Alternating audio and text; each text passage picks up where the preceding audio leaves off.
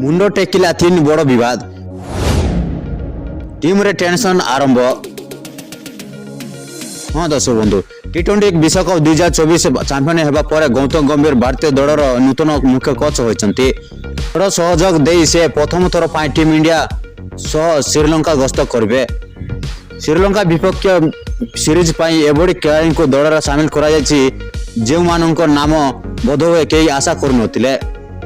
हार्दिक पांड्या को अधिनायक दायित्व दिया न जीवा बहु विवादर विषय पलटि वर्तमान तीन मुख्य प्रसंग आलोचनार विषय पलटि। तेबे आसंतु जानिबा कौन से तीन विवाद जहाँ गौतम गंभीर मुख्य कोच हेबा परे आरंभ होइछि। प्रथमटी है आईपीएल 2024 सीरीज रे खराब प्रदर्शन जोगु हार्दिक पांड्या को अनेक ट्रोल करा जायतिला। यह सत्वे से टी20 विश्वकप 2024 रे उत्कृष्ट प्रदर्शन कर टीम इंडिया को चैंपियन कराइछन्ति।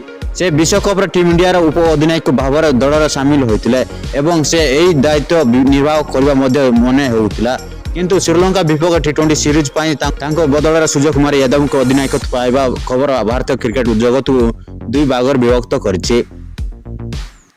कारण सूर्य अपेक्षा हार्दिक अधिनायकत्व अभिज्ञता रही। छड़ा दुनियार सर्वश्रेष्ठ ऑलराउंडर मानक मध्य अन्यतम हार्दिक पांड्या यापर भी से कैप्टेन न हेबा लोके सहज ग्रहण कर पारि नांती। द्वितीयटी है जिम्बाब्वे गस्त पाई अधिकांश वरिष्ठ खेलाड़ी को विश्राम दि जाइतिला। एपरि परिस्थिति शुभमन गिल अधिनायकत्व टीम इंडिया सीरीज रे जिम्बाब्वे को 4-1 परास्त कर पारिछि।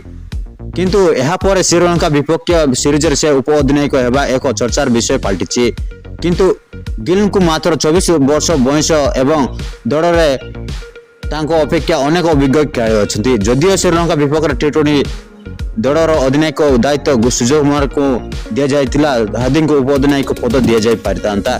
यह नहीं वर्तमान सोशल मीडिया रे आलोचना होछि जे गंभीर आसवा मात्र शुभमन गिल को टीम इंडिया पोस्टर बॉय करने को चाहते।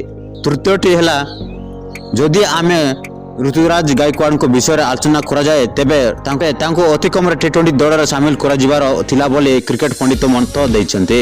ए पर्यंत से टी20 मैच रे 39.5 हार रे रन स्कोर करछन्ती। मात्र 20 इनिंग्स 433 रन संग्रह करछन्ती।